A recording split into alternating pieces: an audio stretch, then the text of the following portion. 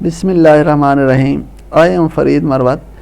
Today we will discuss Ascomycota sec fungi. Ascomycota is the second phylum of fungi. First of all, we will discuss why it is given the name Ascomycota and why the member of these group are called sec fungi. Its members are called Ascomycetes. And its members are also called sec fungi. Why they are given the name Ascomycetes or sec fungi? They are given the name sec fungi because sexual spores are produced in a sac-like structure called asci or ascus.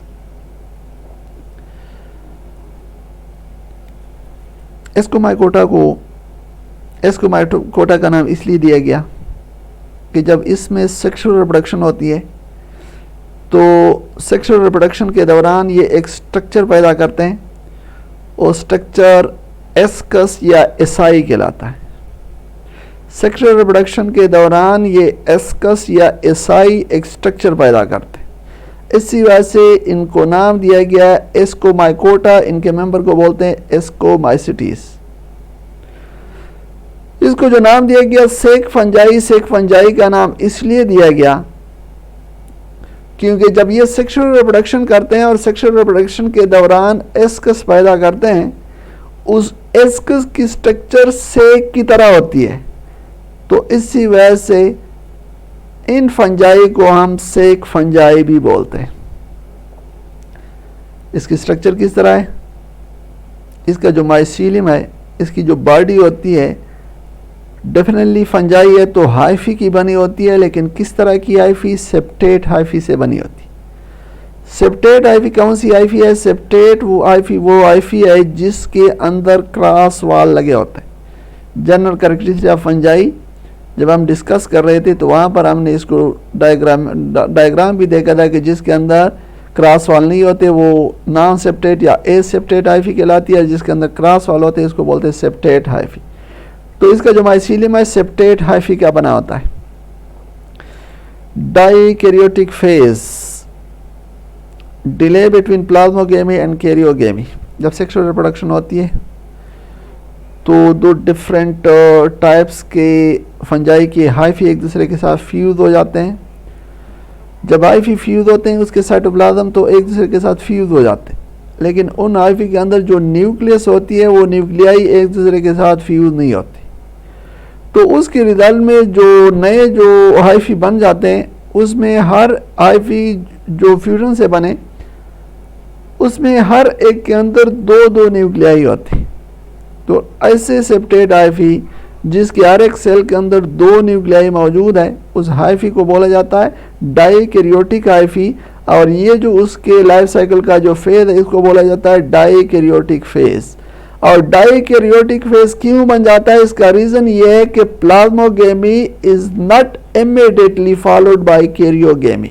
Plasmogamy हो जाती है, cytoplasm fuse हो जाता है, लेकिन इसके फौरन बाद कैरियोगेमी या न्यूक्लियस की फ्यूजन नहीं होती, जिसकी वजह से डाइकैरियोटिक फेज आ जाता है जिसमें डाइकैरियोटिक हाइफी बन जाते हैं। एसेक्सुअल रिप्रोडक्शन जब कर रहे होते हैं तो स्पेशलाइज स्ट्रक्चर कोनिडिया या कोनिडियोस्पोर बना लेते हैं, और कोनिडियोस्पोर स्पेशलाइज हाइफी के टिप के ऊपर बनते हैं जिसको बोला जाता है कोनिडियोफोर्स। कोनिडियोफोर के टिप के ऊपर कोनिडिया या कोनिडियोस्पोर लगे होते हैं और ये चेन की सूरत में लगे होते हैं, और इसका एक स्पेशलाइज कलर होता है कोनिडिया का, और इसी कोनिडिया की कलर की वजह से वो फंजाई भी उस कलर की नज़र आती है। तो ये कोनिडिया उस फंजाई को एक स्पेशल कलर दे देता है। जो इसका जो एक मेंबर है जिसको हम बोलते हैं यीस्ट, यूनिसेलुलर है, एक सेल पर मुश्तमिल है, और उसमें जो एसेक्सुअल रिप्रोडक्शन हो रही होती है वो बडिंग और बाइनरी फिशन के जरिए होती है। बाकी जो इसके जो मेंबर्स हैं उसमें एसेक्सुअल रिप्रोडक्शन कोनिडिया या कोनिडियोस्पोर के जरिए हो रही होती है। ये जो एक यूनिसेलुलर फंगस है जो फर्मेंटेशन कर रहा होता है, जिसको हम यूज़ भी करते हैं। यीस्ट के अंदर जो एसेक्सुअल रिप्रोडक्शन होती है बडिंग के जरिए, इसमें स्मॉल आउटग्रोथ बड की तरह आउटग्रोथ बनता है, उस बड की तरह आउटग्रोथ से नया ऑर्गेनिज्म बनता है। या इसके अलावा बाइनरी फिशन इसके अंदर होती है, एक सेल डिवाइड होता है, दो सेल बना लेते हैं, तो इसको बोला जाता है बाइनरी फिशन। ये इसके अंदर एसेक्सुअल रिप्रोडक्शन बडिंग और बाइनरी फिशन के जरिए, बाकी जो इसके मेंबर है वहां पर कोनिडिया के जरिए एसेक्सुअल रिप्रोडक्शन होती है। इसके अंदर जो सेक्सुअल रिप्रोडक्शन होती है वो कुछ इस तरह होती है कि दो मोनोकैरियोटिक हाइफी आप अपोजिट टाइप या डिफरेंट मैटिक टाइप एक दूसरे के साथ फ्यूज हो जाते हैं। मोनोकैरियोटिक हाइफी से मुराद ये है कि इन हाइफी के जो सेल होते हैं उस सेल के अंदर एक एक न्यूक्लियस है, वो एक एक न्यूक्लियस जिसके अंदर मौजूद है वो एक दूसरे के साथ फ्यूज हो जाते हैं और इसकी फ्यूजन से उसकी हो जाती है प्लाज्मोगेमी। प्लाज्मोगेमी से मुराद ये है कि उसके साइटोप्लाज्म एक हाइफी के अंदर, एक हाइफी का जो सेल है उसके अंदर भी एक न्यूक्लियस, दूसरे के अंदर भी एक न्यूक्लियस, वो दोनों एक दूसरे के साथ फ्यूज हो गए। साइटोप्लाज्म जो इसके फ्यूज हो जाते हैं, लेकिन उसके न्यूक्लियाई जो है ना फ्यूज नहीं। जब न्यूक्लियाई फ्यूज नहीं होते तो जो हाइफी बनता है वो डाइकैरियोटिक हो जाता है, क्योंकि वो दो डिफरेंट हाइफी जब मिले थे तो उनके न्यूक्लियस अलग अलग है। जब न्यूक्लियस अलग अलग होते हैं तो इस वजह से वो डाइकैरियोटिक हाइफी बन जाता है। डाइकैरियोटिक हाइफी से जो माइसीलियम बनता है उस माइसीलियम को बोलते हैं सेकेंडरी माइसीलियम। अच्छा, एक चीज़ क्लियर करवा लूँ, माइसीलियम किसी को बोला जाता है? Body of fungi. फंजाई की जो बॉडी है माइसीलियम कहलाती है। फंजाई की बॉडी किसी से बनी होती है? थ्रेड लाइक स्ट्रक्चर से बनी, उसको बोला जाता है हाइफी। अब फंजाई की बॉडी हाइफी से बनी है। अगर मोनोकैरियोटिक हाइफी फंजाई की बॉडी बना रहा है तो उसको बोला जाता है प्राइमरी माइसीलियम। लेकिन अगर डाइकैरियोटिक हाइफी है और डाइकैरियोटिक हाइफी माइसीलियम बना रहा है तो उस माइसीलियम को सेकेंडरी माइसीलियम बोलते हैं। तो यहाँ पर डाइकैरियोटिक हाइफी बन गई है। डाइकैरियोटिक हाइफी जो माइसीलियम बनाएगा इस माइसीलियम को सेकेंडरी माइसीलियम कहते हैं। अब जब सेकेंडरी माइसीलियम बन गया, हाइफी जो डाइकैरियोटिक है जिसके हर एक सेल के अंदर दो न्यूक्लियाई मौजूद है, ये सेकेंडरी माइसीलियम फ्रूटिंग बॉडी बनाएगा। फ्रूटिंग बॉडी एक ऐसी स्ट्रक्चर जिसके अंदर स्पेशलाइज सेक्सुअल रिप्रोडक्टिव स्ट्रक्चर पैदा होंगे। ये जो फ्रूटिंग बॉडी है, सेकेंडरी माइसीलियम एक फ्रूटिंग बॉडी बनाएगा। इस फ्रूटिंग बॉडी को बोला जाता है एस्कोकार्प। एस्कोकार्प कप शेप होता है कप फंजाई के अंदर, फ्लास्क शेप होता है मोल्ड्स के अंदर, स्टॉक और crown by bell shape structure. और इसके अलावा कुछ के अंदर स्टॉक होता है और इसके टिप के ऊपर जो कहना जैसा कि क्रोन होता है उस तरह स्ट्रक्चर बनी होती है। तो एस्कोकार्प फ्रूटिंग बॉडी है जिसके अंदर एस्कस ने बनना है, तो ये डिफरेंट शेप में पाया जाता है। Ascocarp cluster of sex like structure call acai. Ascocarp के अंदर क्लस्टर पैदा होता है सेक लाइक स्ट्रक्चर का, और वो जो सेक लाइक स्ट्रक्चर जो एस्कोकार्प के अंदर पैदा हो रहे हैं इसको एसाई बोलते हैं। इसका सिंगुलर होता है एस्कस। अब जो फ्रूटिंग बॉडी है वो डाइकैरियोटिक हाइफी से बना, एस्कोकार्प डाइकैरियोटिक हाइफी से बना। तो जो एस्कोकार्प है, एस्कोकार्प के अंदर एस्कस बन रहा है। ये जो फ्रूटिंग बॉडी है डाइकैरियोटिक हाइफी से बना, तो इसके हर एक सेल के अंदर दो न्यूक्लियाई हैं। इसके अंदर एस्कस बना, एस्कस भी चूंकि उसी से बना तो एस्कस के अंदर भी क्या होते हैं? दो न्यूक्लियाई होते हैं। अब क्या होता है? इन एस्कस टू न्यूक्लियाई, फिर diploid nucleus, zygote divide by meiosis, 4 haploid nuclei are form and it divide by mitosis for one time, so 8 haploid nuclei are form. इसके अंदर के दो न्यूक्लियाई हैं क्योंकि ये डाइकैरियोटिक हाइफी से बन रहा है। पहले ये दो न्यूक्लियाई फ्यूज होकर डिप्लॉयड न्यूक्लियस बना लेंगे और डिप्लॉयड जब इसका न्यूक्लियस डिप्लॉयड हो गया तो ये बन गया zygote। zygote मियासिस की तरह डिवाइड होगा। अब आपको पता है कि मियासिस जब होती है तो 4 सेल, मियासिस 1 मियासिस 2, उसके रिजल्ट में 4 हैप्लॉयड न्यूक्लियाई बन जाएंगे।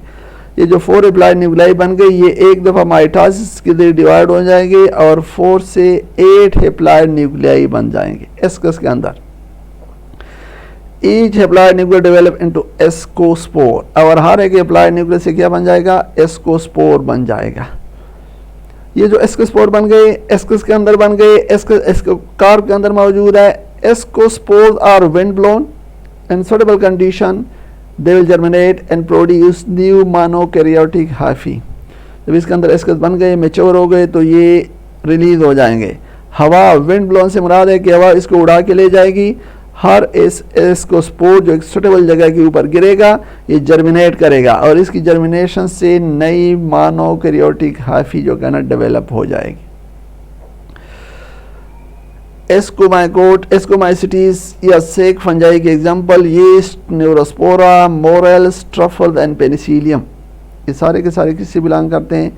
ये सेक फंजाई या एस्कोमाइसिटीज ग्रुप से बिलोंग करते हैं। ये इसके एग्जांपल है। डायग्रामेटिकली हम इसकी रिप्रोडक्शन को देखेंगे। ये देखें बिल्कुल लेफ्ट साइड के ऊपर ये एसेक्सुअल रिप्रोडक्शन है। ये हमारे पास जो है ना कोनिडियोफोर्स हाइफी है, इसके टिप के ऊपर चेन की सूरत में स्पोर पैदा हो रहे हैं। ये स्पोर जो पैदा है इसको कोनिडिया या कोनिडियोस्पोर कहते हैं। हर एक कोनिडिया सुटेबल कंडीशन में जर्मिनेट करता है और इसकी जर्मिनेशन से क्या बन जाता है?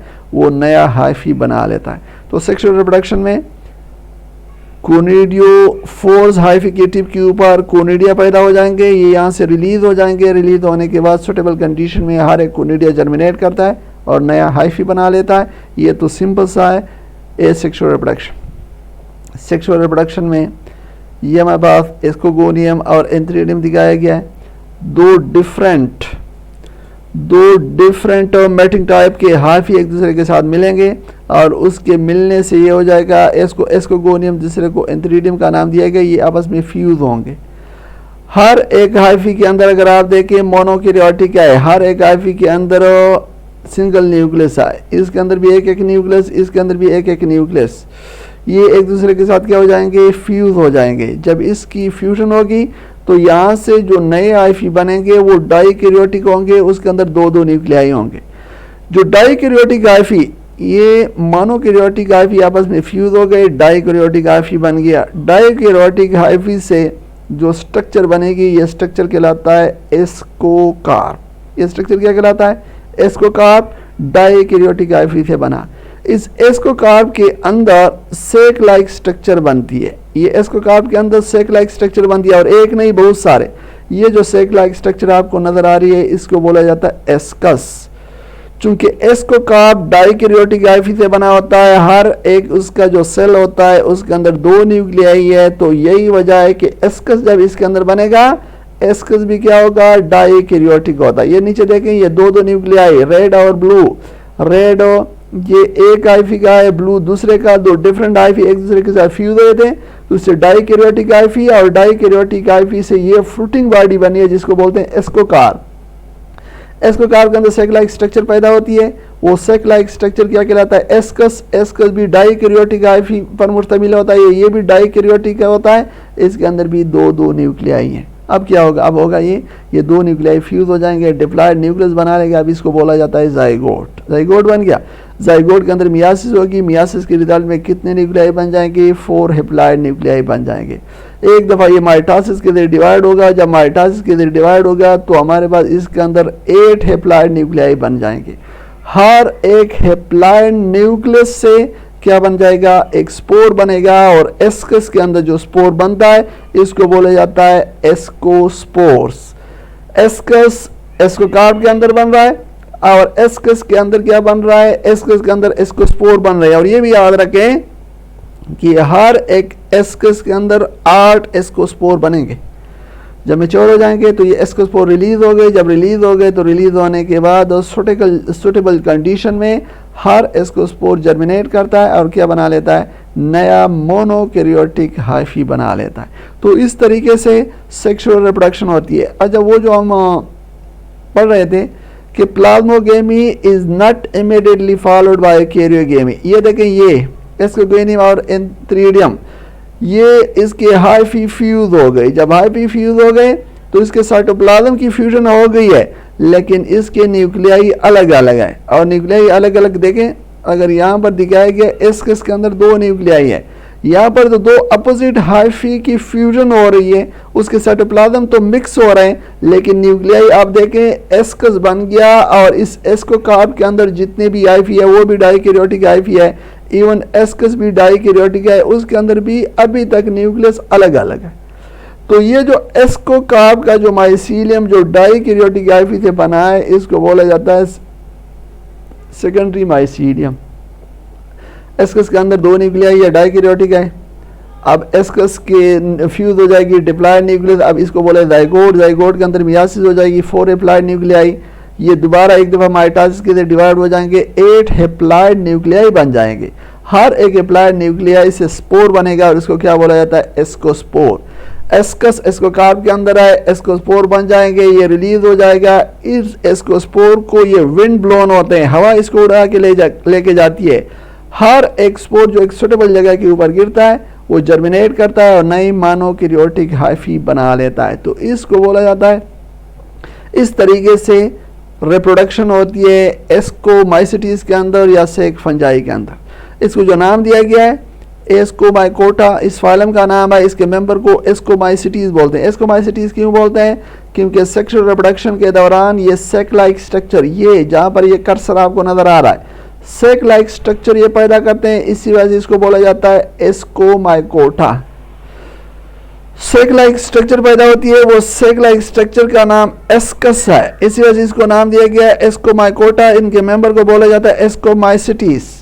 लेकिन वो जो एस्कस है, एस्कस की स्ट्रक्चर चूंकि सेक की तरह होती है, या देखिए सेक की तरह, इसी वजह से इन फंजाई को सेक फंजाई भी बोलते हैं। तो ये हमने डिस्कस किया है कि एस्कोमाइसिटीज को ये नाम क्यों दिया गया, एस्कोमाइसिटीज के जो मेंबर है उसकी स्ट्रक्चर, फिर हमने इसके एसेक्सुअल रिप्रोडक्शन और इसके बाद हमने सेक्सुअल रिप्रोडक्शन को डिस्कस किया। उम्मीद है कि आपको समझ आई होगी। फिर भी अगर आपके जहन में कोई क्वेश्चन आए तो आप क्वेश्चन पूछ सकते हैं। Thanks you all.